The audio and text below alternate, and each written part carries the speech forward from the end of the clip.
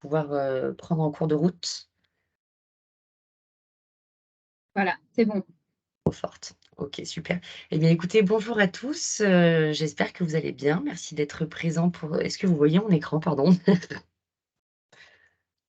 Est-ce que vous voyez mon Oui, écran? oui, oui, je vois, Oui, oui, tout va super, bien, merci. tout va bien. Bon, bah, moi, je ne vous vois plus, donc ah oui, je vais peut-être, ah, attendez juste que je fasse ça, voilà. Je me dégage le double écran. OK, donc excusez-moi. Donc bonjour à tous, je suis Orlène Gimenez, pour ceux qui ne me connaissent pas, en charge du développement des entreprises au sein du pôle de compétitivité Minalogic.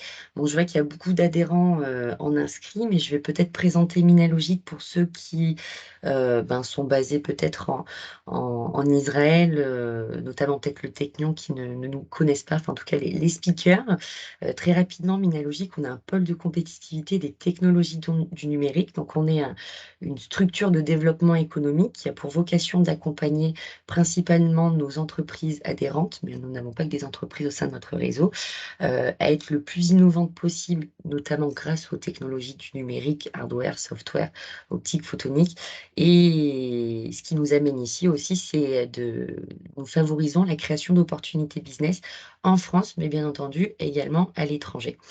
Nous sommes en construction avec Business France pour une mission, en physique en 2023, puisqu'on est persuadé de la pertinence de nos 2 écosystèmes et des ponts qui peuvent se créer entre nos 2 écosystèmes, et c'est pourquoi, dans un premier temps, on vous propose cette mission virtuelle, afin de rencontrer les intervenants que vous rencontrerez sur place en 2023.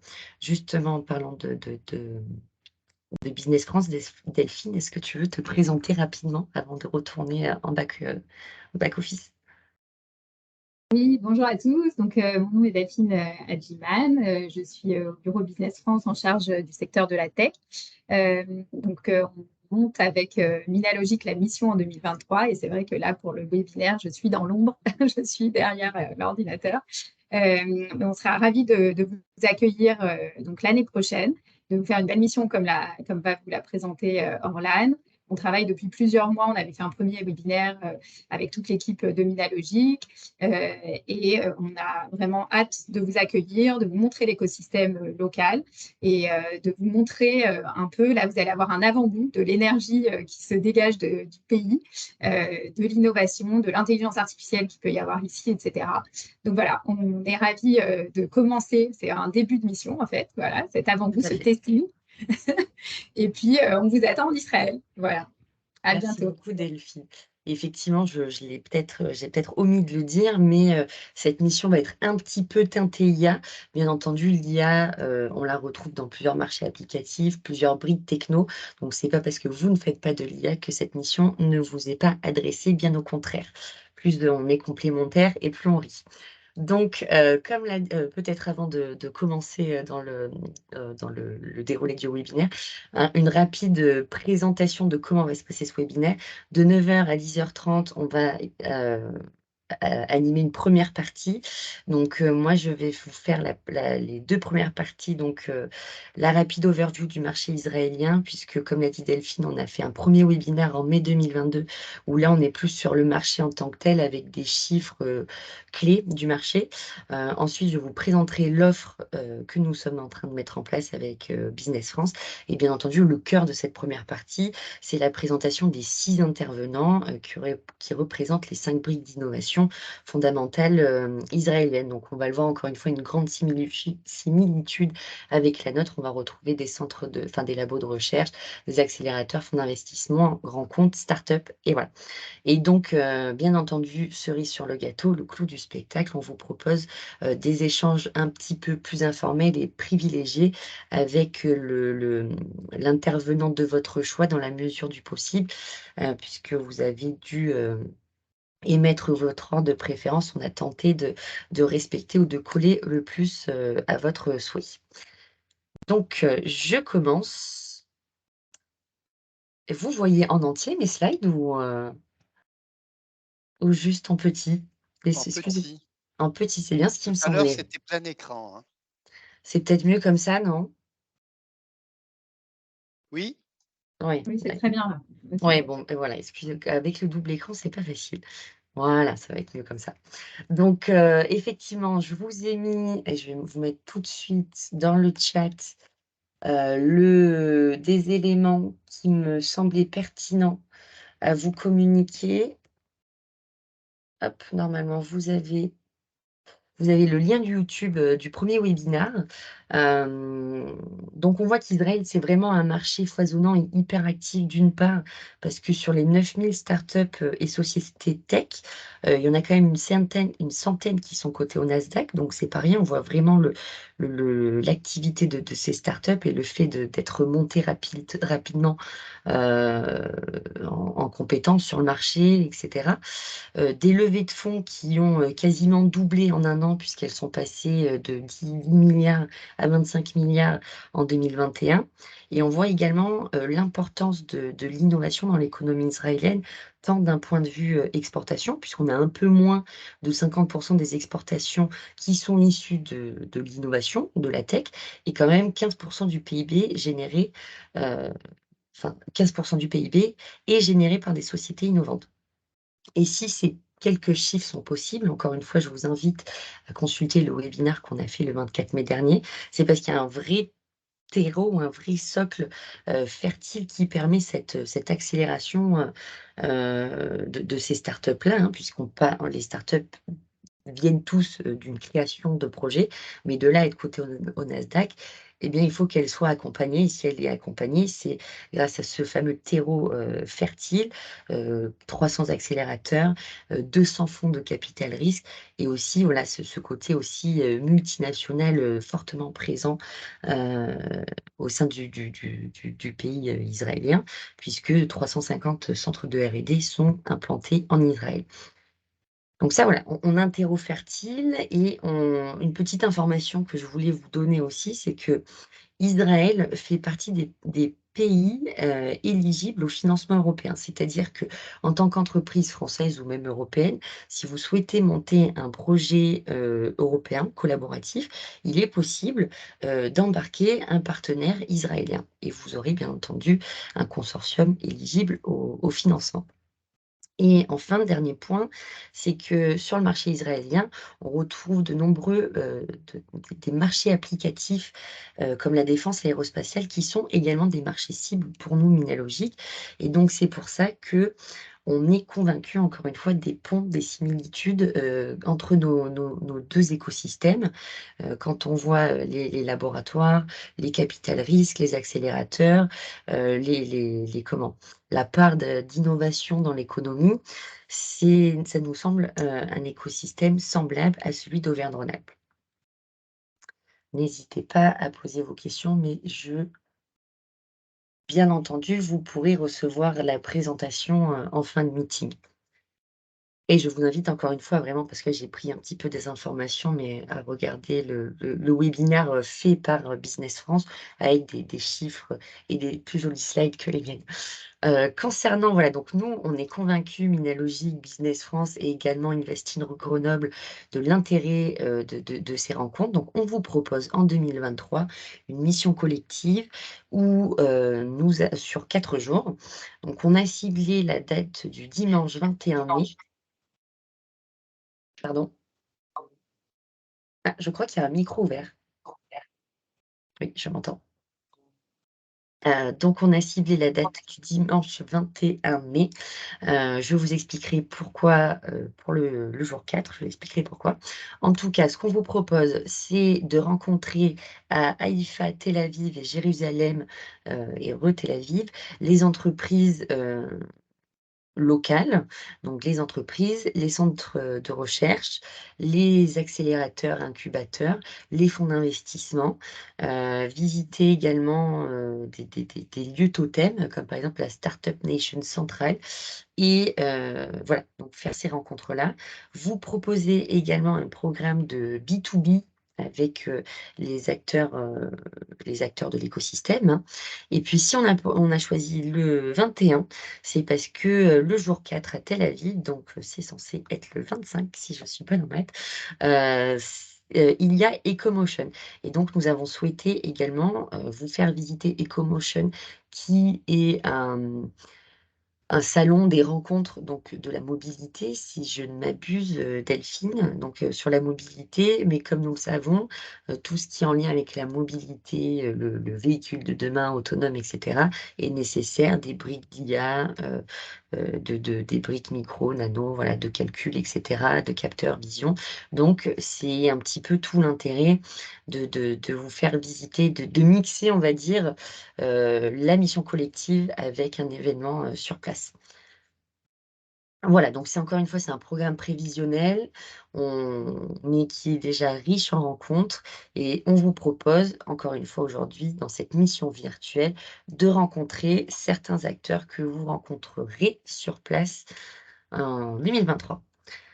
La question qui est sur toutes les lèvres, mais combien ça coûte, Orlane? Eh bien voilà, pour les entreprises éligibles, on va revenir tout de suite après, Minalogic, avec le soutien bien entendu de la région Auvergne-Rhône-Alpes, vous propose ces 4 jours de visite à un tarif prévisionnel de 3 775 €. Donc ça, c'est la mission collective, la mission. Dans ces 3 775 €, la Minalogic, grâce aux subventions de la région Auvergne-Rhône-Alpes, nous prenons en charge 50%, si vous êtes éligible. Avec ces 50%, enfin voilà, juste sur la mission, et on prendra également en charge 50% de votre vol et également 50% de vos séjours sur place, donc qui contient la restauration et votre hôtel, avec un maximum de 361 € par jour à ne pas dépasser. Il me semble, je ne connais pas encore le marché israélien, mais il me semble que c'est tout à fait jouable. Donc voilà, c'est encore une fois une opportunité à ne pas rater, parce on habite dans une belle région, et on a le soutien de cette belle région qui nous permet de rayonner à l'international. Pour votre information, c'est moins cher que pour aller au Sido Lyon. Donc, à vous de choisir. Ensuite, donc pour les entreprises qui sont éligibles, vous avez les critères ici. Il faut avoir un siège ou à minima une implantation, pardon, en Auvergne-Rhône-Alpes, avoir moins de 1000 salariés et ne pas dépasser les critères d'aide de minimis, donc supérieurs à 200 000 € sur les 3 dernières années. N'hésitez pas à revenir vers moi si ce n'est pas clair. Je me ferai un plaisir de répondre à vos questions.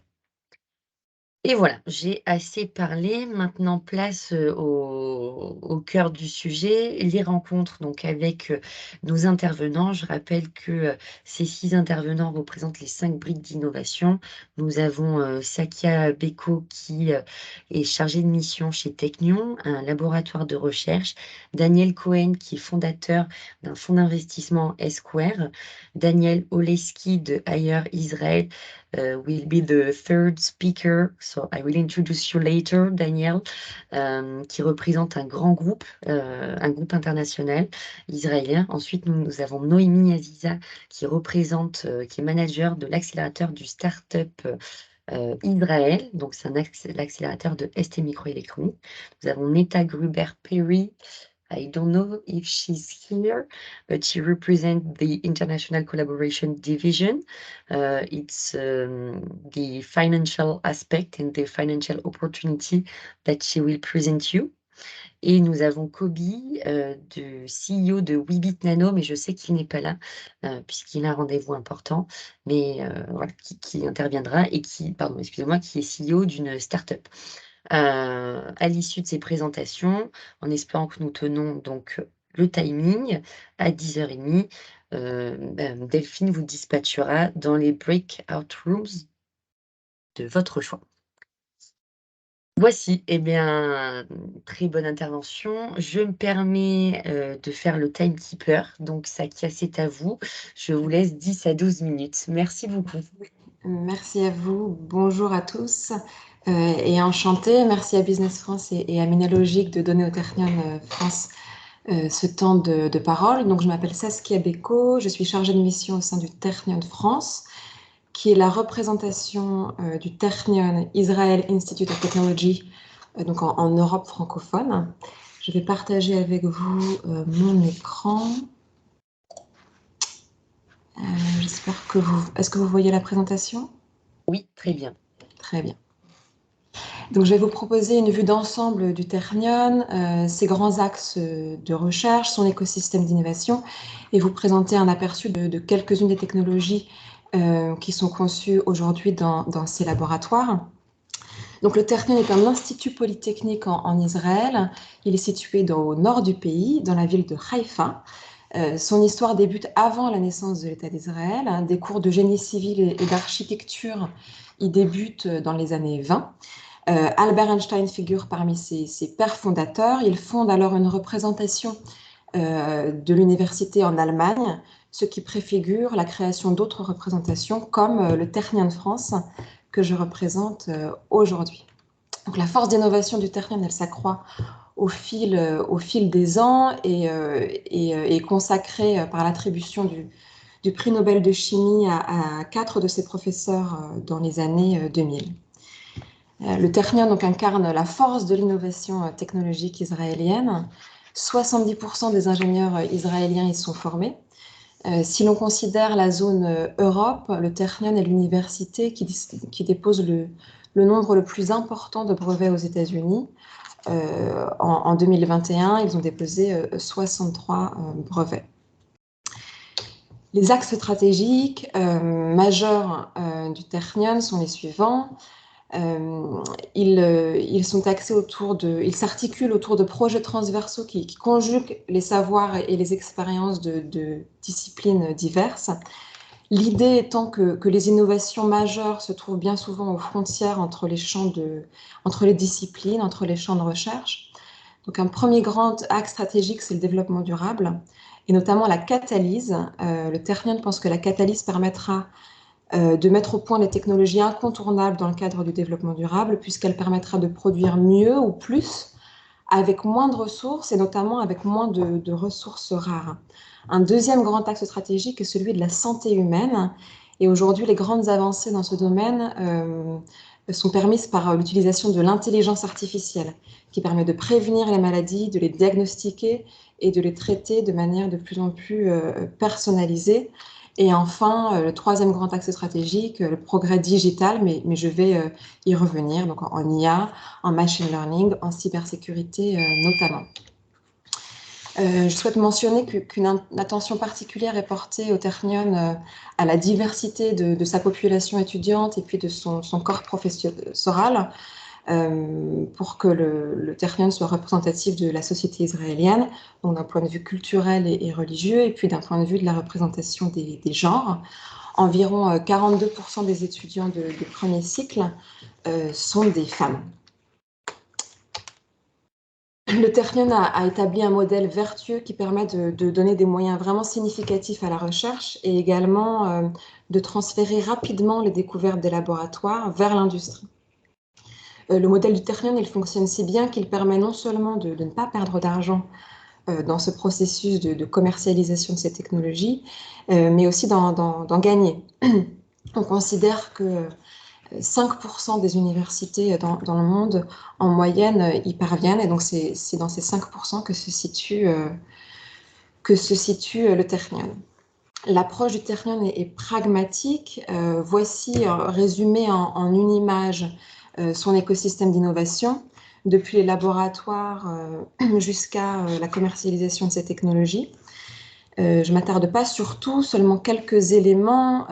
Chaque faculté dispose de nombreux laboratoires qui sont relativement autonomes et qui multiplient les interactions avec d'autres facultés et avec des industries extérieures. Elles nouent des partenariats stratégiques de recherche avec des grandes entreprises.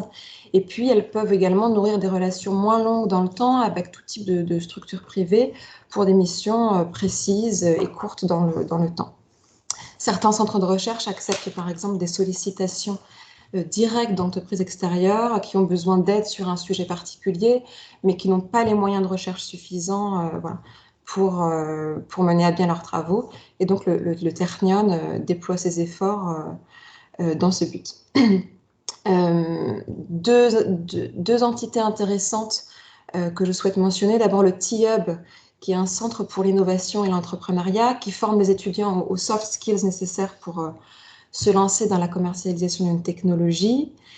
Et puis le T3, ou T3, qui est l'entité qui fait le lien entre le monde scientifique et le monde entrepreneurial, et qui s'assure que le transfert d'une innovation soit effectif, que voilà, l'introduction sur le marché d'une innovation soit réussie. Donc, elle favorise ce transfert de technologie, notamment dans le cadre de partenariats de recherche. Elle gère la question des IPs, voilà, de la propriété intellectuelle. Quelques exemples de partenariats qui ont été conclus récemment avec le Technion, avec IBM notamment, IBM Research, dans le domaine du traitement du langage, mais également avec PTC et Intel.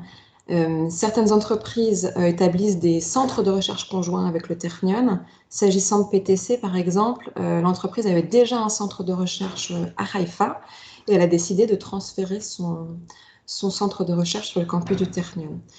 Ces partenariats peuvent parfois prévoir des consortiums qui peuvent accueillir des entreprises tierces pour mener ensemble des efforts de recherche sur un domaine donné. Voici d'autres entreprises avec lesquelles le Technion collabore dans le domaine de l'IA, Meta par exemple, eBay, Google et d'autres. J'ai fait le choix de vous parler de quelques projets de recherche aujourd'hui au Technion, donc dans le domaine de l'IA, celui de la catalyse et puis celui de la réalité virtuelle et de la réalité augmentée. Donc le Technion a vraiment pu asseoir son leadership en intelligence artificielle en Europe, puisque c'est pour la deuxième année consécutive la première université en Europe pour l'intelligence artificielle et la 15e université dans le monde. Elle se place dans le domaine du machine learning 10e. Elle s'est notamment dotée d'un centre de recherche dédié qui s'appelle Tech AI. Je vous encourage à consulter leur site internet. C'est un centre où convergent des chercheurs d'horizons assez différents pour l'innovation en fintech, en biomède, en cybersécurité, dans les technologies liées au transport, à l'éducation, l'énergie, l'agrotech notamment. Donc je souhaitais vous parler de quelques projets de recherche actuels qui sont vraiment intéressants. D'abord, un premier projet lié à la mémoire des mouvements. Donc des chercheurs ont compris que le traitement de l'information n'avait pas lieu exclusivement lors de l'interaction entre les neurones, mais qu'il s'effectuait également au sein même de chaque neurone. Et cela, ça va permettre de concevoir des réseaux de neurones plus complexes. Et ça permettra sans doute des retombées technologiques importantes dans le domaine du machine learning. Un deuxième projet concerne l'utilisation de l'intelligence artificielle en médecine. Le laboratoire qui s'appelle le laboratoire MLab développe des outils et notamment des algorithmes qui permettent de prédire des maladies des années avant leur apparition. Par exemple, le professeur Joachim Behar, un jeune chercheur franco-israélien, s'est intéressé à la fibrillation auriculaire et a pu prédire 5 ans cette pathologie avant l'apparition des premiers symptômes. Le Technion s'associe également avec l'hôpital Rambam, qui est un centre de recherche hospitalier universitaire. Et ce partenariat permettra premièrement un accès à une data assez conséquente, et c'est vraiment un des nerfs de la guerre. Deuxièmement, un lien permanent entre chercheurs, ingénieurs en sciences informatiques et médecins. Et puis troisièmement, la traduction rapide des résultats de recherche en outils thérapeutiques au chevet des patients.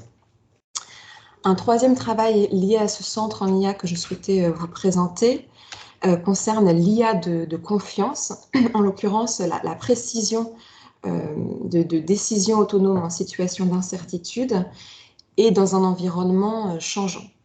Donc, des chercheurs sont parvenus à réduire de manière assez considérable les temps de calcul pour l'exécution d'une tâche, et ce sans perte significative en termes de résultats. Et dans le pire des scénarios, en cas vraiment dans la situation où il y a effectivement une perte de résultats, ils sont parvenus à quantifier de manière assez exacte la dégradation des performances. Deuxième grand ensemble de travaux que je souhaitais vous présenter concerne la catalyse. La catalyse permet de créer des réactions chimiques plus intéressantes d'un point de vue de la production. qui permettront d'utiliser des éléments chimiques naturellement abondants ou des produits recyclés afin de rendre les transformations moins destructrices. Je pense par exemple au plastique recyclé qui, avec la catalyse, peut permettre d'acquérir des propriétés bien meilleures qui font du plastique recyclé un matériau de plus haute valeur pour l'industrie. Et puis, dernière technologie que je souhaitais vous présenter aujourd'hui, qui concerne la réalité virtuelle et la réalité augmentée. Il s'agit d'une technologie liée aux technologies haptiques. Donc, une main haptique a été créée par le professeur Alan Wolf.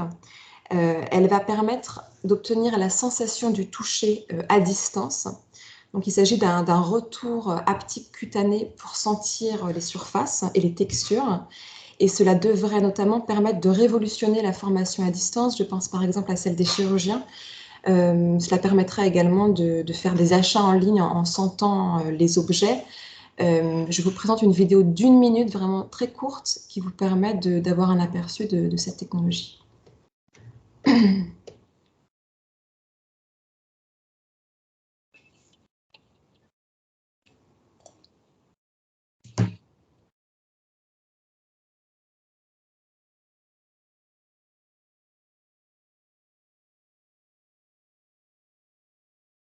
Sinon, peut-être Saskia la mettre dans le chat, si elle s'ouvre. Ça ne s'ouvre pas.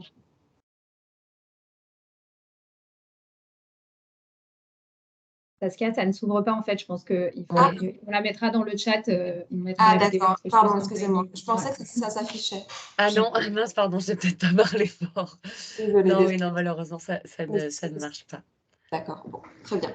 Voilà, j'espère que j'ai été assez claire. Je ne sais pas si j'ai fini mon temps de parole, peut-être. C'était parfait, vous avez fait en 12 minutes, vraiment, vous avez commencé à 17, donc c'est vraiment timing super bien maîtrisé, c'était super clair et passionnant, donc n'hésitez pas à poser vos commentaires, vos questions ou les garder dans la breakout room. Merci beaucoup en tout cas Saskia, c'était très passionnant. Maintenant j'invite, alors est-ce que monsieur Daniel Cohen est avec nous? Oui, oui, tout à fait. Parfait. Alors, Bonjour Daniel, j'espère que vous allez bien. Aujourd'hui, vous allez présenter C-Square. N'hésitez pas à prendre la main pour partager vos slides. Voilà, tout de suite. Alors, je m'appelle Daniel Cohen et je ne vais pas vous présenter spécifiquement C-Square, mais plus l'écosystème israélien du VC. Donc, moi, je travaille, j'ai fondé une société dans le domaine du VC, mais j'ai travaillé dans plusieurs fonds de venture capital en Israël et je demeure senior advisor ou venture partner dans 5 fonds aujourd'hui qui couvrent principalement l'intelligence artificielle dans le domaine de la santé, et dans le domaine des biotechnologies, la food tech et un peu l'enterprise software. Mais ce que je vais faire pour ces quelques minutes, c'est plus essayer de vous partager l'état d'esprit du VC. Je suis aussi consultant pour une vingtaine d'autres fonds et en charge de la due diligence. Donc, je dirais, un sujet que je connais assez bien. Et, alors, est-ce que vous voyez mes slides? Oui, parfaitement. Oui, parfait. Bon, parfait. Donc, j'ai une expérience, je suis en Israël depuis un peu plus de 27 ans. J'ai une expérience principalement dans le domaine du venture capital, de l'analyse et du M&A. D'abord, il y a eu une très bonne présentation du marché israélien par Orlan, mais je pense que ce serait intéressant de revenir un peu sur certains des paramètres, principalement sur le paramètre de l'économie. Il y a encore 15 ans, l'économie israélienne était une économie qui était en deçà des pays de l'OCDE. Aujourd'hui, on peut dire que l'économie israélienne est plus stable que la plupart des marchés des pays européens et des pays de l'OCDE. Se trouve maintenant dans le premier tiers. On montre hein, de façon très claire que l'apport de la high-tech, l'apport du venture capital, de la création et dans l'entrepreneuriat participe totalement à la stabilisation de cette économie. C'est des datas qui datent un peu, mais c'était juste pour vous montrer que l'économie israélienne est plus performante que la moyenne des économies en Europe et même aux États-Unis, principalement dans le domaine du chômage et de la croissance du GDP. Et Israël est numéro un en termes du nombre de chercheurs per capita, numéro 2 dans le monde en termes de venture capital, alors par rapport bien entendu à la taille du pays et à son produit intérieur brut, et numéro 3 mondial dans le domaine de l'entrepreneuriat, et numéro 4 mondial vu comme un pays, un des pays les plus innovants. Principalement Tel Aviv. Alors, on a parlé de Haïfa hein, avec le Ternion, mais principalement la région centre concentre à peu près 70% des sociétés et près de 80% des unicornes israéliennes. Cette hub de Tel Aviv, donc, suivant les différentes études, est dans le top 10 et même dans le top 5 et des clusters, je dirais, d'entrepreneuriat, d'innovation dans le monde. Alors, on l'a vu avec le Ternion, hein, mais le domaine, je dirais, des études supérieures, un domaine extrêmement important en Israël. L'éducation des adultes est proche de 50%. Quand on dit adult education, on pense aux personnes qui ont des diplômes de l'éducation supérieure. On est le number one en termes de rédaction de brevets, encore une fois per capita, et de même pour le nombre de docteurs et de doctorants per capita et aussi. Comme l'a dit, et c'est ce qu'il y a, le nombre d'ingénieurs, pas seulement du Ternion, mais le nombre d'ingénieurs en Israël est extrêmement important par rapport à la population, et ce qui nous permet en fait d'avoir, je dirais, un terreau pour l'innovation qui est très important. Peut-être quelque chose qui est assez vrai en Israël et qui plaît énormément aux fonds de venture capital. Quand on parle de venture capital, hein, Orlan a parlé de 200 fonds d'investissement. Ça comprend aussi beaucoup de fonds d'investissement internationaux qui investissent en Israël et ils investissent pour énormément de raisons, mais peut-être c'est quelque chose que j'ai pris d'un de mes partenaires qui travaille avec moi et qui est l'ancien ministre des technologies. Il y a une certaine formule magique en Israël qui fait que ce terreau est vraiment propice à l'innovation. D'abord, on est dans une société qui est très peu hiérarchisée. Il y a énormément les contacts se font de façon très facile et surtout il y a très peu ce concept de CEO qui ne va pas parler à son N-4 si jamais son N-2 n'est pas présent. Et c'est quelque chose de très important. J'étais en rendez-vous avec Amdocs, une des grandes sociétés israéliennes, où il y a 2 semaines, où le CEO me disait j'adore engager des petits jeunes entre 25 et 28 ans parce qu'ils ont toujours plein d'idées. Et je lui dis mais comment tu entends ces idées? Ben, il me dit mais je fais leur rencontre et ils me pitchent eux-mêmes leurs idées. C'est quelque chose de très je dirais, très israélien et c'est à mon avis une des spécificités qui fait que le terreau est propice à l'innovation. Et, il y a un autre concept, c'est que effectivement, l'éducation en Israël, du moins jusqu'à l'université, ressemble un peu à un zoo, une classe, parce que chaque enfant est totalement libre de poser autant de questions qu'il veut à son professeur. Et il y a cette culture d'essayer de coller les gens, d'essayer d'être plus curieux ou de montrer qu'on est un peu plus intelligent. Et, bien entendu, en Israël, Orlan l'a dit, il y a beaucoup de technologies qui ont à voir avec la nécessité, donc dans le domaine de l'énergie, du clean tech, dans le domaine de l'armement. Et toutes ces technologies, elles vont trouver leur place, et elles vont être adaptées dans le domaine de l'enterprise software, dans le domaine de l'intelligence artificielle, de la santé. Et c'est quelque chose d'assez important. Et le dernier point, qui à mon avis est crucial, c'est la valeur qu'on donne au fait qu'on ne peut pas toujours réussir, mais en revanche, on peut toujours apprendre. Et un entrepreneur qui réussit, c'est souvent un entrepreneur qui a raté plusieurs fois dans sa carrière. Et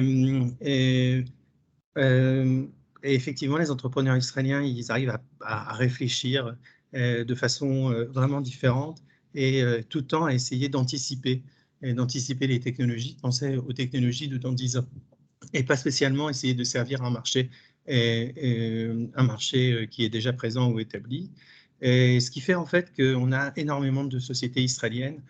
Bon, il y a une certaine politique de support à l'innovation et de support à l'établissement à la création en fait de centres de R&D de grandes sociétés dans le monde, mais ça c'est juste une très petite liste de grandes sociétés qui sont en Israël avec des grands centres de R&D.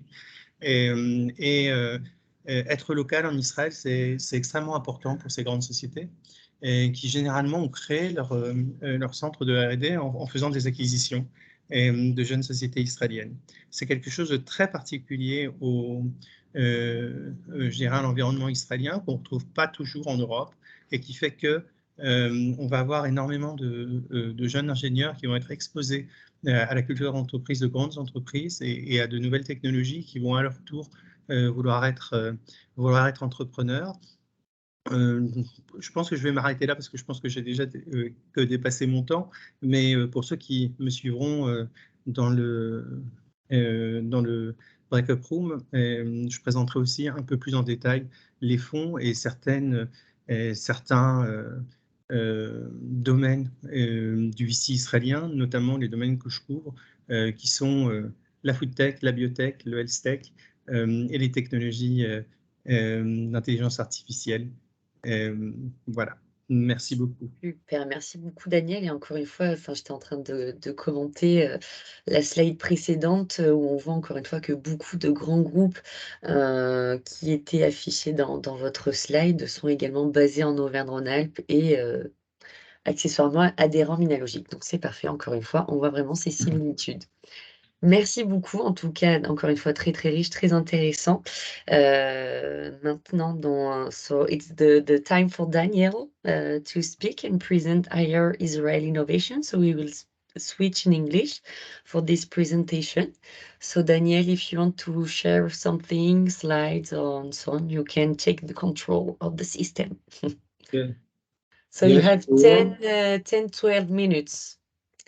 Okay, that's not a problem. Just a second. No worries.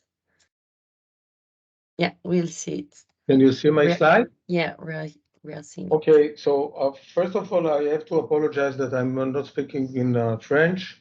The only French I know and I remember from school was Dany allait au tableau, Dany sortait la classe. Nothing in between. So it's quite short, I think.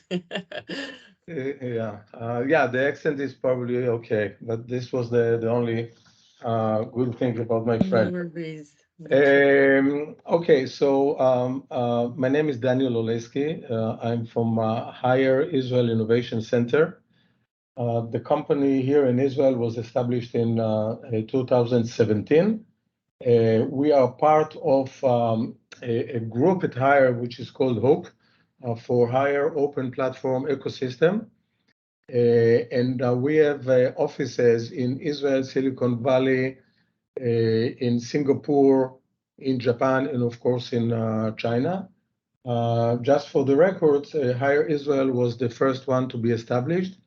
And the reason for that are all the reasons that you heard from Dan just a few minutes ago, because of the richness of innovation, technologies, entrepreneurship in Israel.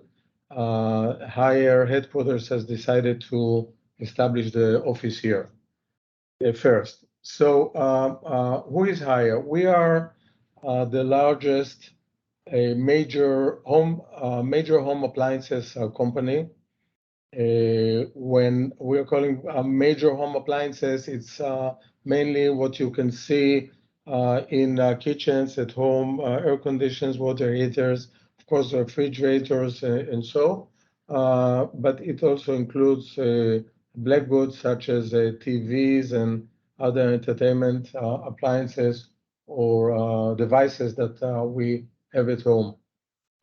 We are by far the largest company with a market share of 15% worldwide, as you can see in the slide. The company is started in 1984. Actually, it was in 1984. It was a failed refrigerator company in Qingdao, a small city in China. Small, I mean Chinese small, because today Qingdao is also small, but it's a $10 million population in this small city. In 2011, Hire started, I would say, a series of acquisitions with the aim objectives to be present in each of the continents with local brands and companies that are familiar with the market and the market is familiar with them. So the acquisitions have started in Japan, where we have acquired Aqua. Aqua was a Panasonic and Sanyo Electric joint venture company for refrigerators and washing machines. Now the company has some other products in their portfolio. The second acquisition was of a relatively small company, but very high-end premium brand products, Fisher Paykel. Fisher Paykel is a company from New Zealand, selling all over the world, but again, this is a very high-end product that not everybody can afford.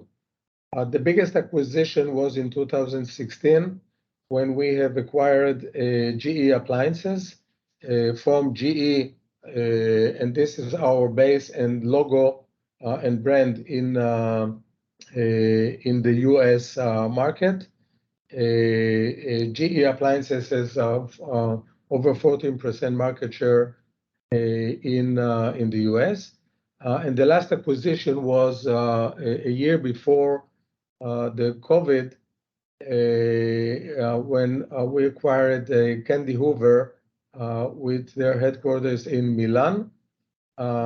Candy is not one of the big three brands in Europe, but I believe that this will not last for long, and Candy is climbing up the chain and will become soon one of the dominant brands in Europe, with three brands actually: Candy, Hoover, and of course Hire.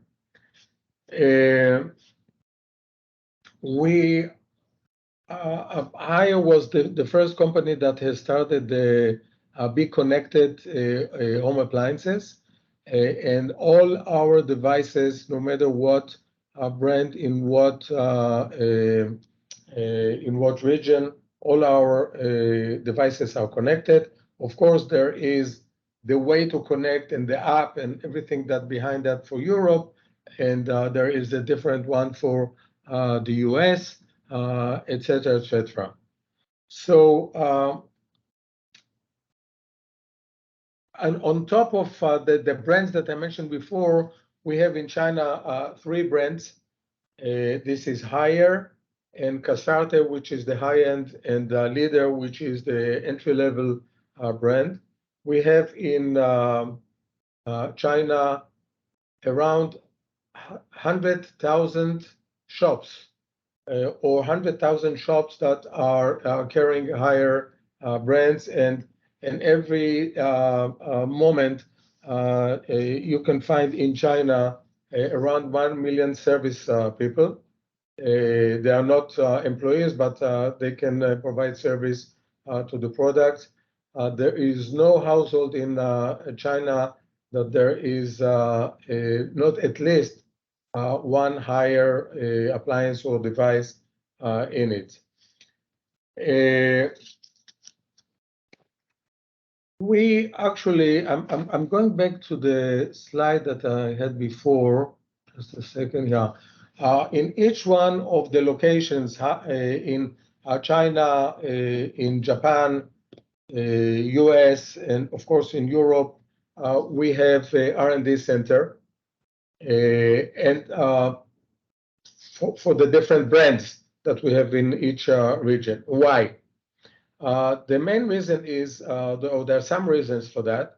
Although domestic appliances have the same use case, like freezers are freezing, air conditioning is cooling the air, and so on, so on. So there are different regulations in each one of the regions, and sometimes in each different countries, such as in Europe. There are different habits, difference in the lifestyle.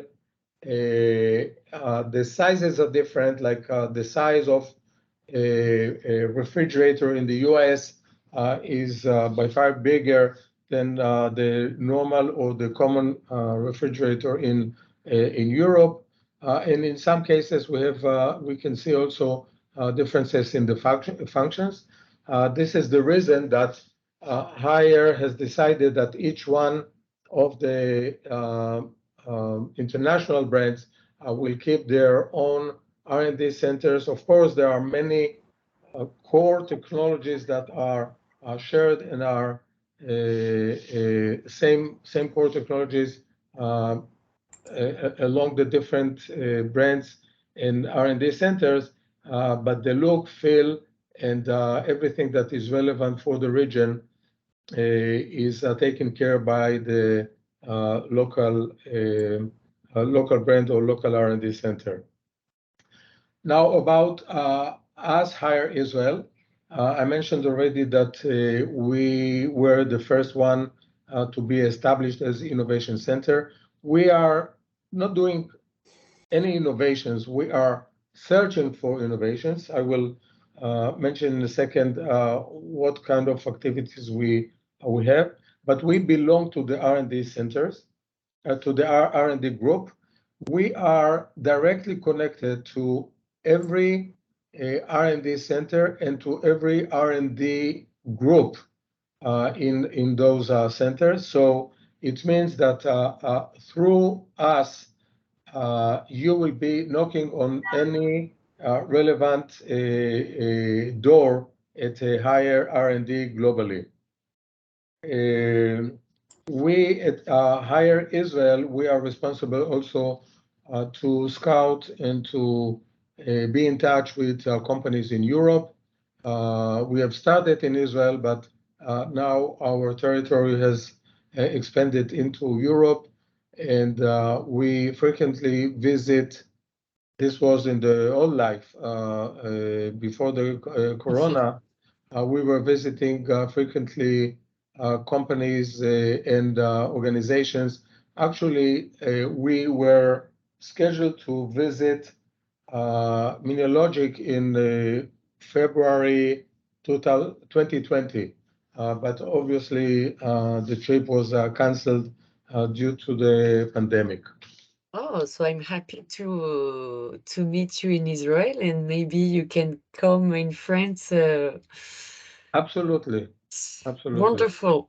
Yeah, I So, would be happy to do. Yeah, we were planning, we had a complete schedule to visit, to meet with you guys and also portfolio companies. And yeah, perfect. yeah, so We can we'll talk about that later, but I'm sorry we have to conclude because the time is over. Do you have just something to 1 say? minute? Yeah. 1 minute? Okay. Yeah, of So- course. All right. So what kind of services we provide hire? So I mentioned scouting. We are going to conferences, trade shows, exhibitions, seminars like we have today, meeting one-on-one with companies. We are the center or hire center for hackathons and challenges. We are doing also business and technology researchers, providing hire with competitive landscape reports on technologies from Europe, and so on. What interests us? We are interested in everything that can contribute to smart home, which are technologies that are relevant to freshness, food safety, food recognition, sanitation. We actually have just signed agreement with a company from Italy that is focused on specializing in sanitation. Sensors, AI sensors that are relevant for home, kitchen, energy saving, image recognition, whatever you can think and imagine that can help us provide a better smart home. It interests us and is relevant for us. So thank you for now. Here's my email. I can share the email also later. Thank you. See you soon. See you in the chat room. Thank you very much, Daniel. Just one word because I see Neta is here. I don't know if you was here for the introduction, Neta, but no, sorry, I had to jump on from another meeting. Hello, everyone. Hello, so no problem, Neta. So I just before you speak, this is the time for Noemi. So don't be surprised. It's a webinar, mixed French and mixed English. Don't be surprised. So Noemi, the manager of the Startup Israel Accelerator from ST Microelectronics, has 10 to 12 minutes to speak, and after it will be your turn, and after Hope, it will be the turn of Kobe. So thank you very much, Neta, to join us, and so I will introduce you when it will be your time. Thank you. Noémie, bonjour. Bonjour. Bonjour, comment allez-vous? Très bien, merci. Bonjour à tous. Donc, je vous partage mon écran. Parfait. Donc, je me présente, Noémie Aziza. Je suis ingénieure française d'origine, en Israël depuis 1 an et demi et chez ST Microelectronics Israël depuis septembre, donc c'est tout récent. Donc, je vais me faire un plaisir de vous présenter ce dont je suis responsable, l'accélérateur, la partie accélération de start-up chez ST Microelectronics Israël. Donc, il faut savoir qu'ST Microelectronics, donc c'est une nationale française. On est plus de 50 000 dans le monde.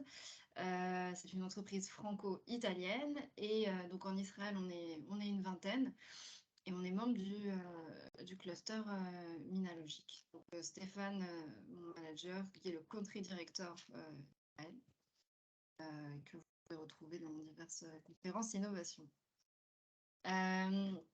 Donc en bref, chez ST, on est spécialisé dans les composants électroniques, donc pour des applications comme la voiture autonome, le smart driving, la smart mobility, les objets connectés, pour le médical, pour le smart home et pour le smart city. Donc, vraiment tout ce qui est microélectronique.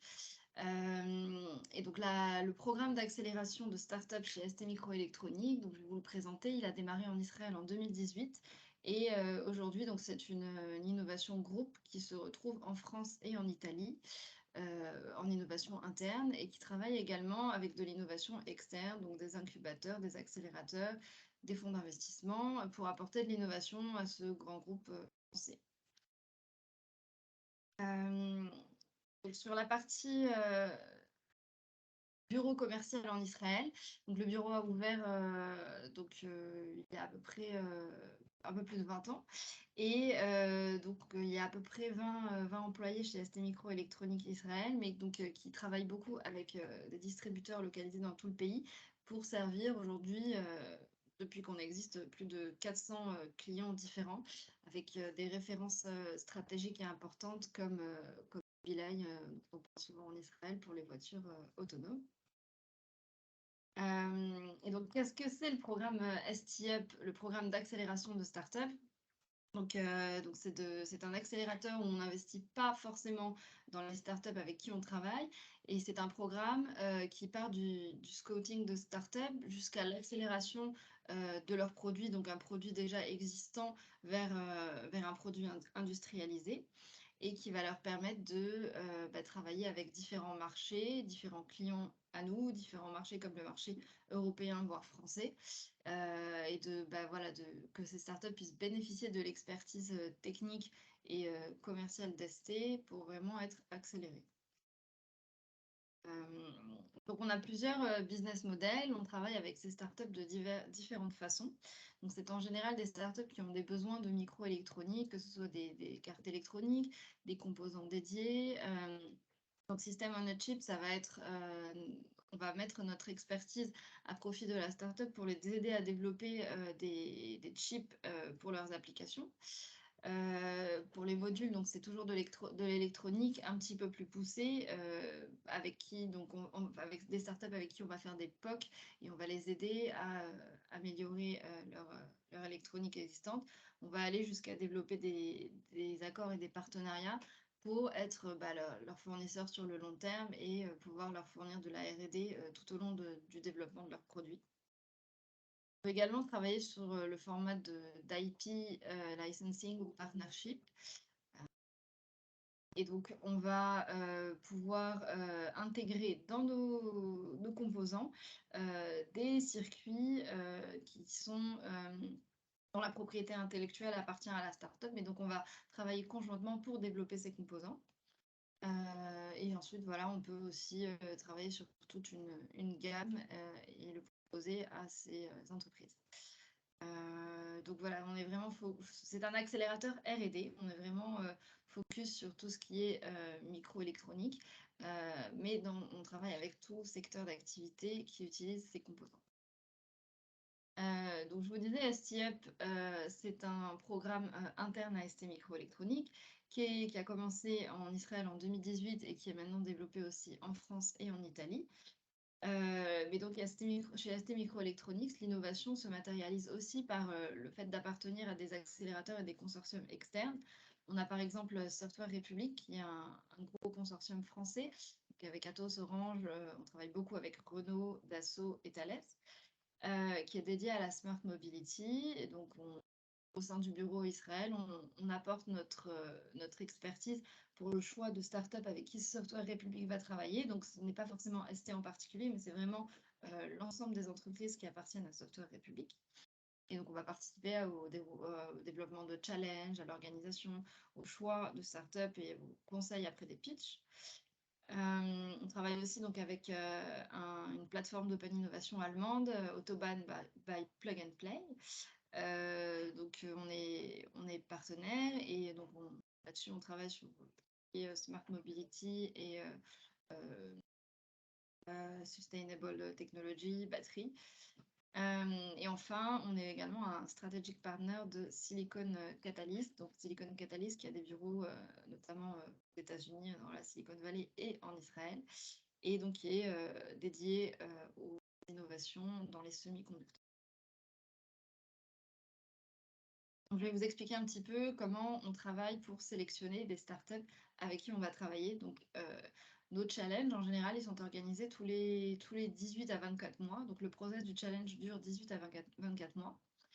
Et on va commencer par une phase de screening donc, qui dure à peu près 3 mois. On va sélectionner entre 50 et 200 startups qu'on va inviter à pitcher, pouvoir faire une première sélection. Donc, on travaille avec des accélérateurs, des incubateurs. On a pas mal de partenaires qui nous envoient régulièrement des entreprises intéressantes avec qui collaborer. Donc, on les sélectionne pour le prochain challenge.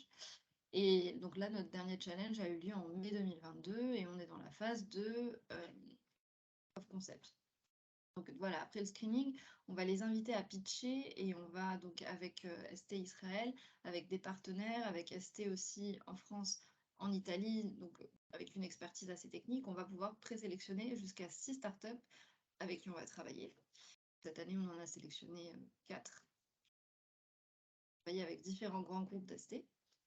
Et donc après, on va réfléchir à des premiers workshops, à un planning détaillé pour un proof of concept, un POC, pour pouvoir développer en fonction de leurs besoins de la R&D et les aider avec notre expertise. Et donc là, on est en pleine phase de POC qui peut durer donc 6 mois à 1 an, tout comme la phase d'accélération. Donc c'est pour ça qu'on dit entre 18 et 24 mois pour le process complet. Et donc, une fois que les POC ont été réalisés, qu'on a des résultats satisfaisants, on va pouvoir leur proposer toute une phase de mentorship, comment industrialiser leurs produits, à quel type de marché s'adresser, à quels clients, et présenter même à nos clients les collaborations qu'on a faites avec ces startups.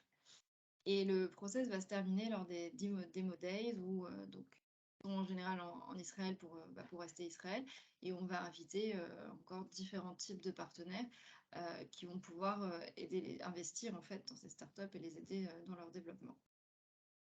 On met vraiment notre temps à profit pour pouvoir leur permettre de se développer sur le long terme. Et donc, on target en général des startups minimum série A, série B, pas en dessous, puisqu'on aime bien qu'elles aient déjà un minimum un produit et du temps à nous dédier pour pouvoir réaliser ces POC.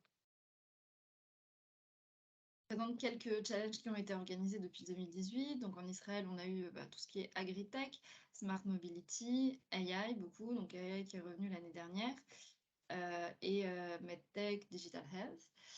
Et donc au sein du ST-Up en France, il y a eu un challenge tech, donc on va reparler de notre collaboration avec la startup Diablo. Et en Italie, smart mobility, et on a travaillé avec la startup Beyond. Donc, comme je vous disais, entre 50 et 200 startups sont sélectionnées sur la première phase et en fin de process, on va travailler avec jusqu'à 6 startups pour les accompagner dans leur développement. Je vais vous donner quelques références intéressantes de startups israéliennes avec qui on a fait des POC et avec qui on travaille toujours aujourd'hui. Donc, vous allez voir que c'est des technologies assez diverses. Donc, il y a PXI, c'est du computer vision et de l'image augmentée en 3D.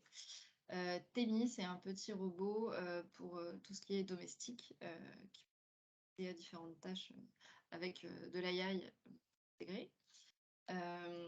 IRP, c'est tout ce qui est batterie et ça va être dédié au secteur de la smart mobility. Diabloop, c'est des objets connectés pour le management d'indicateurs pour des personnes diabétiques. Et Beyond, c'est également smart mobility. Donc, en 2022, nos gros sujets, ça va être d'aider les startups issues du précédent challenge à réaliser des POC intéressants avec ST et nos partenaires, à les accélérer et à terminer le process, le challenge avec ces 4 startups. Donc, on en a présélectionné 2 dans le secteur de la smart mobility, 2 dans le secteur de life science, med, health tech. Leadwave et Infinidome, ils vont proposer des solutions pour les voitures autonomes notamment. Et Terranica et Netira, donc Terranica qui va permettre de monitorer des indicateurs sur tout ce qui est santé, et Netira qui va permettre le traitement de personnes migraineuses. Ça, c'est pour la partie challenge dont je vous ai parlé. Et je vous ai dit qu'on travaillait aussi avec des accélérateurs, des incubateurs et qu'on acceptait en fait des collaborations externes en dehors de notre challenge. Et donc, on travaille également avec d'autres startups en parallèle des 4 startups issues de notre dernier challenge. Donc, pour le thème AI de l'année dernière, on travaille avec Deci AI et Neuronix, qui ont des technologies donc pour lesquelles nos composants vont permettre d'accélérer tout ce qui est process d'intelligence artificielle, puisque l'intelligence artificielle a besoin de microélectronique très performante et de circuits. Et donc voilà, pour vous présenter un peu plus en images nos derniers challenges et les POC qu'on a pu réaliser. Donc en 2020, dans tout ce qui est Smart Mobility, on a travaillé avec PXI, TEMI et IFP.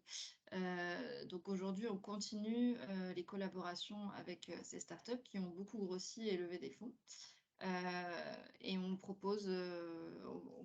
a proposé des POC entre l'Europe, notamment ST en France, et startup israélienne. On a détecté ici chez ST Israël. Il va falloir conclure, Noémie. Bon, bah, voilà, donc je peux vous parler de nos dernières références du challenge français qu'on a pu accélérer, notamment Diabloop, avec qui on travaille toujours et qui a été un POC très successful. Voilà. Magnifique, en plus, c'est que des adhérents, c'est beau. Voilà, merci pour... Merci beaucoup, Noémie, très enrichissant, effectivement. Encore une fois, ça prouve le terreau fertile que je présentais en amont, hein, qui permet aux entreprises de bien se développer au sein de l'écosystème israélien. So, it's time for you, Neta. Oh, hello, Kobe. Hello. So, your micro is off? No problem. Ok, maintenant ça va? Oui, bah oui, c'est vrai, ça va bien et vous? Écoutez, il y a d'abord Neta qui va prendre la parole pour 10-12 minutes et puis ensuite vous terminerez les présentations. Ça vous convient? Voilà, donc vous pouvez mettre votre micro et votre caméra off comme vous le souhaitez. À tout à l'heure, je viens vous introduire après. À tout à l'heure. Merci beaucoup. So Neta, it's your turn. So if you want to share some slide, your screen, you can take the control of the system. And your micro is also off, Neta. Hi, everyone. Yeah. Hi. Can you see my slides now? Yes. Okay. Yes, we see it. Great. So hi, everyone, again. Apologies that I don't speak French. Not even a few words, but hopefully you speak English and then we can communicate. So my name is Neta Gruber-Perry. I'm Europe Desk Director at the International Collaboration Division of the Israel Innovation Authority. So this is a rather long title, but what it actually means is that I'm in charge of creating opportunities for collaboration between Israeli companies and a variety of stakeholders throughout Europe. So we work both with research institutes, with multinational corporations, of course, with SMEs, with startups, with our equivalent funding agencies, and we do different activities and mostly provide funding for R&D and pilot. So I'll go through very quickly through my slide deck. I don't know what you already, what sort of background you already have about the Israeli ecosystem, but I'm imagining people have spoken to you about it. So I won't spend much time on this, just to show you that the high tech is very kind of dominant here in Israel. It creates a lot of value. It's more than half of our export, a quarter of our income tax. We have like highest in the world percentage of employees in the market, so more than 10%. That's some of the highest in the world, and a lot of activity. So mega funding rounds, unicorns, publicly traded companies. Again, many activities and many companies, many multinational R&D centers. Many active investment companies or VCs, angels, different funding opportunities. And we are highest in the world in our expenditure on civilian R&D. So just to give you sort of an overview. But I'm coming from the Israel Innovation Authority, so who are we and what do we do? What is the government role in all of this? Most of this activity obviously is happening in the private sector. So our role as the government entity promoting innovation is to remove obstacles, to address market failures, and to establish new growth engines. So an overview of the Israel Innovation Authority, we have an annual budget of about €500 million, which goes to companies in the form of conditional loans. This means that if you are successful in the project that we gave you funding for, you will need to repay us in royalties. And if you weren't, then you don't need to repay us. We share the risk with you. We work in a bottom-up approach, but we also have some focus areas, so future growth areas and strategic areas such as health, climate, issues that are everyone is now working on. We have more than 4,000 submissions per year, so it's a kind of rather a big organization, and we are supporting entrepreneurs throughout the life cycle of innovation. So from very early stage of academia, tech transfer from academia to the industry, on to early stage entrepreneurship, growth, and international collaborations, what we are here for. As I said, we are doing mostly investing in R&D, gearing up for future technologies. Our areas are climate tech, bioconvergence, quantum, and AI. I'll just say a word about bioconvergence in case you don't know. Bioconvergence is the nexus point, or the kind of meeting convergence between medical and AI and engineering. So this applies to pharma, to the future of medicine, and also to agri-tech, to some other areas. It's a very interesting area. And we are doing enabling activities. So we are doing lobbying to the government. We have, our own tool to create data and to transfer that information to the government to create a more innovative regulation to enable innovation. We create regulatory sandboxes, and we work on human capital, on training people to go into the ecosystem.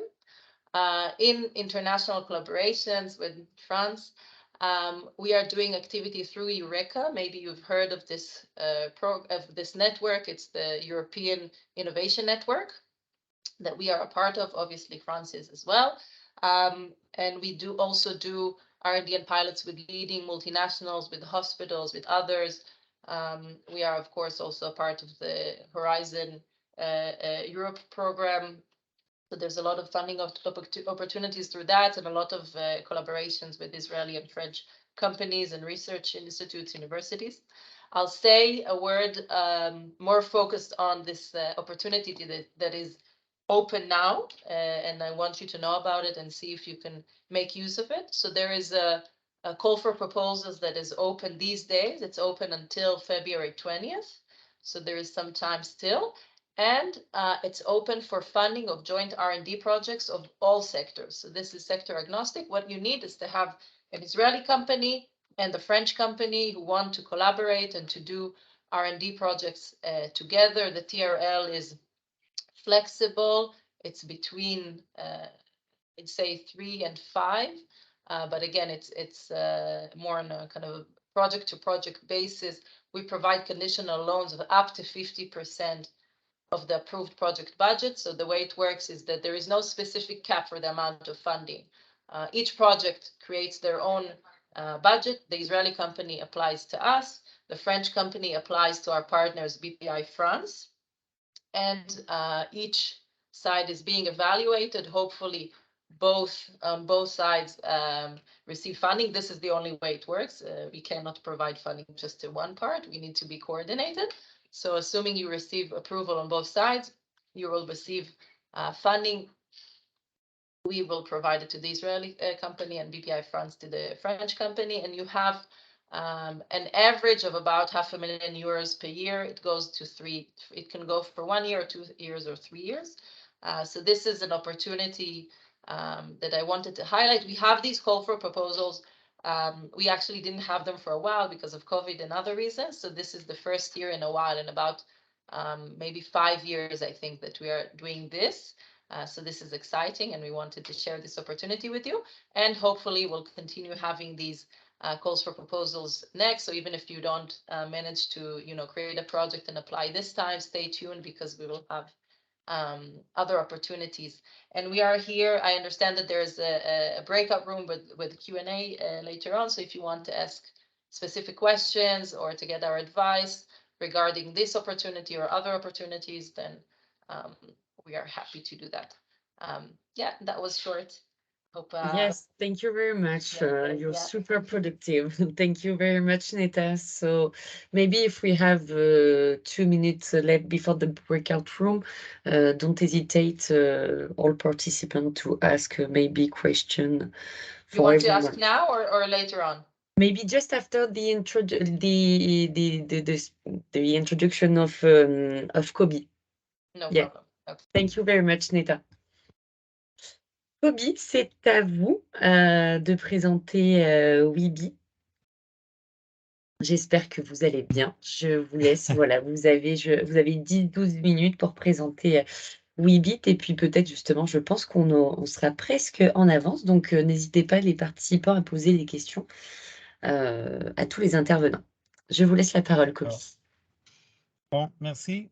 Et bon, je parlerai de Weebit et peut-être même de qu'est-ce que ça veut dire la culture israélienne, et de mettre sur place un centre de recherche en Israël et travailler avec des Israéliens. Je pense que ce sera même plus intéressant que Weebit. Et Weebit, c'est une société israélienne dans le domaine des semi-conducteurs, et on développe une technologie de mémoire, et nous travaillons avec Leti depuis 2016, et c'est une très très bonne coopération. Moi, je suis très content de la relation avec Leti, avec CEA, parce qu'il y a aussi List et des autres qui nous supportent. Et nous avons développé une technologie qui maintenant est prête à aller pour la production, pour le marché. Et quand on travaille avec Leti, nous avons établi un centre, une filiale française, qui, en fait, nous avons 4 employés qui sont, leur bureau est dans Leti, dans le domaine de Leti. Et voilà, alors ça marche très bien. Nous sommes très contents de la travail de Leti et avec Leti. Et maintenant, en fait, notre ingénieur et les ingénieurs de Leti nous visitent de temps en temps ici en Israël. Et je pensais de parler plutôt concernant qu'est-ce que ça veut dire travailler avec des Israéliens. Et je pense que nous avons discuté avant un peu que peut-être il y a des gens ici qui sont intéressés de mettre sur place un centre en Israël, ou travailler avec des Israéliens d'une manière ou d'une autre. Et je pense que c'est très important pour le français de comprendre un peu comment ça se passe, comment ça marche en Israël, et la culture.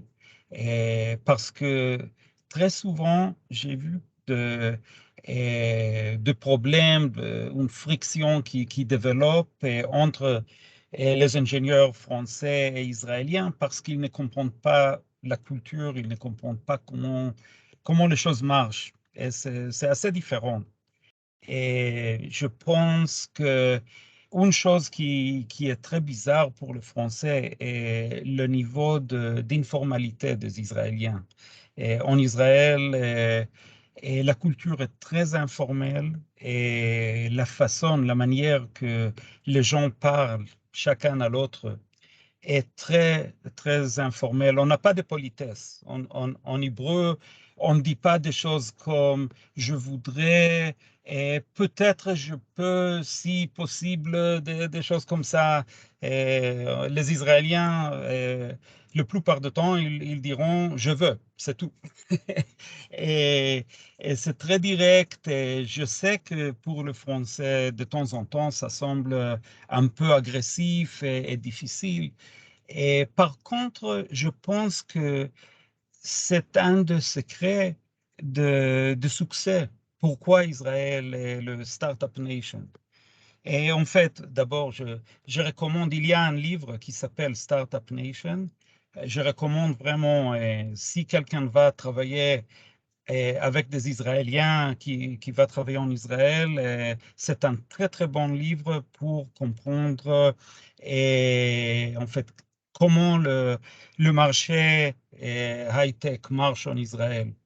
Et les Israéliens, en fait, comme ils sont informels, ils parlent direct et par exemple, quand on a une discussion entre des ingénieurs en Israël, et assez souvent, si par exemple, moi j'ai une idée que quelqu'un pense que c'est peut-être pas la meilleure idée, qu'on peut faire des choses autrement, et il me dira dans une manière très directe, bah, cette idée c'est stupide ou je ne pense pas que ça marchera, etc.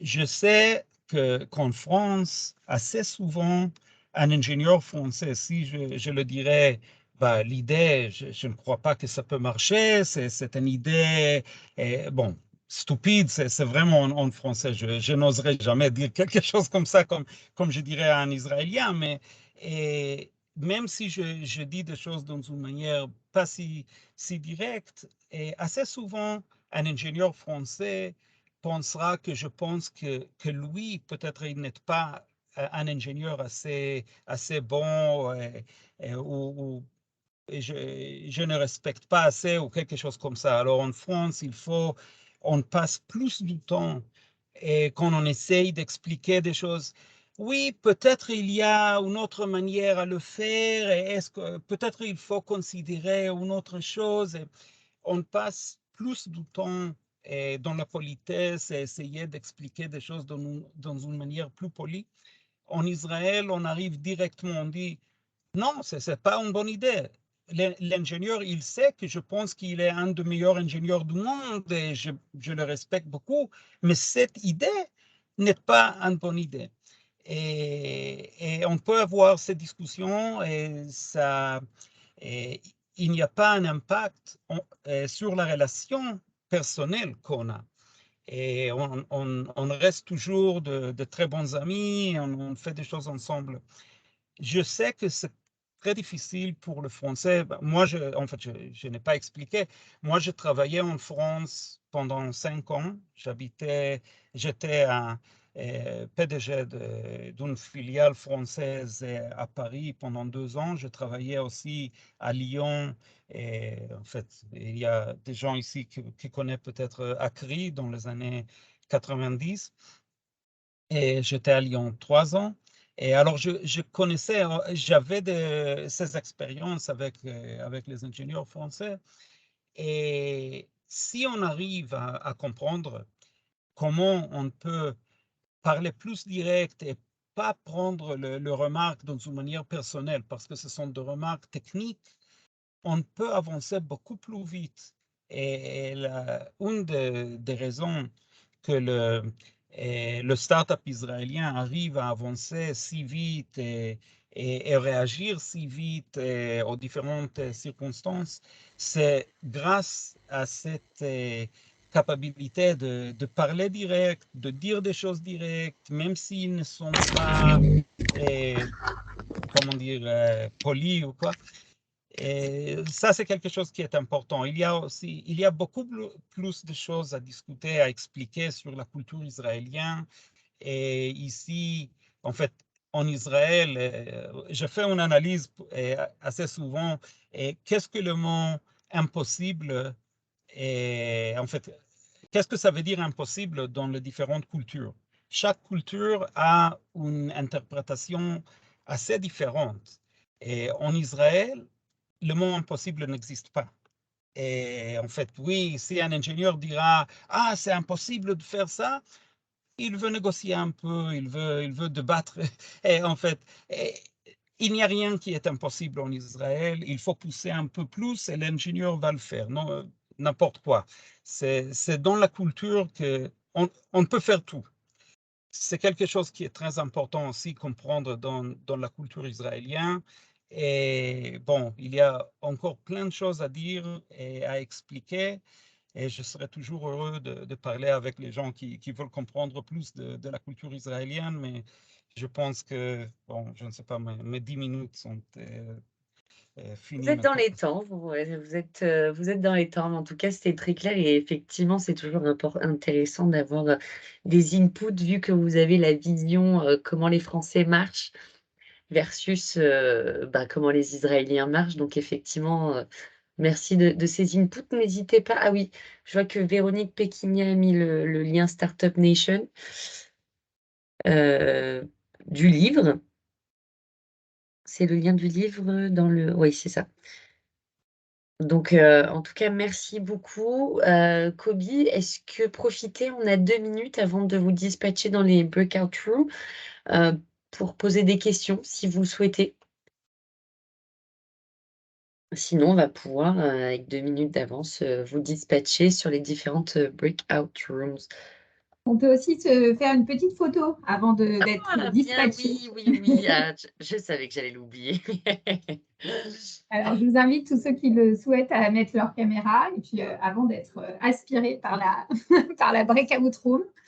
Ceux qui n'étaient pas encore inscrits, vous pouvez rester parce qu'il y a des personnes il y a quelques personnes qui ne sont pas venues. Donc, ceux qui le souhaitent restent sur la. Enfin, vous allez être dispatchés par rapport à vos souhaits, mais ceux qui n'avaient pas mis de souhait et qui veulent être dispatchés, restez sur la salle principale et je m'en occupe. Voilà. Can you please open your camera, Neta? Voilà. OK. Let's do a picture together. Pour LinkedIn. Yeah. A family picture. Neta. Yes. Your camera is open, but we don't see you. It's open. Yeah, but It's black. Ah. Yeah. I'll try again. Perfect. Just a sec. Yeah, now maybe? Yeah. Yes. Yeah, it's okay. Yeah, great. Just a minute, another one. Tu nous dis, hein, Voilà. OK. Yay, thank you. It's done? Yeah. Ah merde, ça se trouve, j'ai fait. Yeah. Another one, if you want another. No, it doesn't matter. Okay. Tag us on LinkedIn, please. Yeah. OK. So, Perfect. So maybe we can go to the breakout rooms. yeah. So, bye bye everyone. Au revoir. Vous allez être, j'ouvre les rooms, donc vous allez être automatiquement aspirés. Attention. Merci beaucoup. Merci pour votre présence en tout cas. Et puis n'hésitez pas à revenir vers nous si la mission vous intéresse. On se fera un plaisir de répondre à vos questions et de vous embarquer dans cette belle aventure.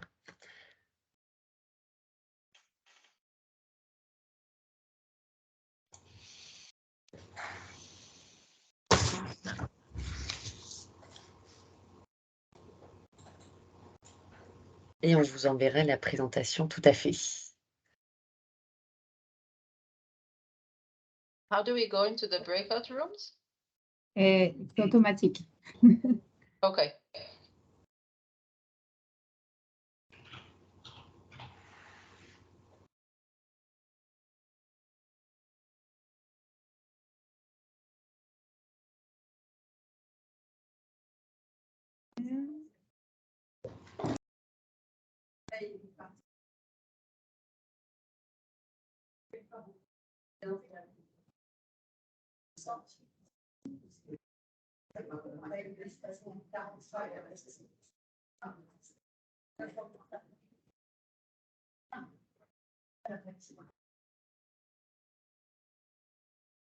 Ah, alors là, parce que.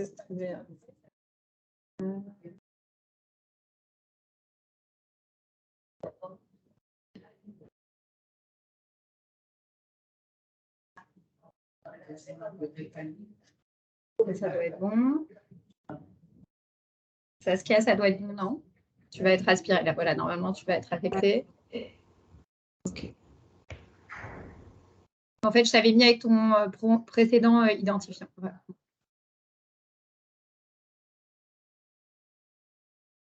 Michel, est-ce que vous voulez être dans une room? Est-ce que vous êtes là, Michel? Est-ce que vous voulez aller dans une room? Ça marche pas?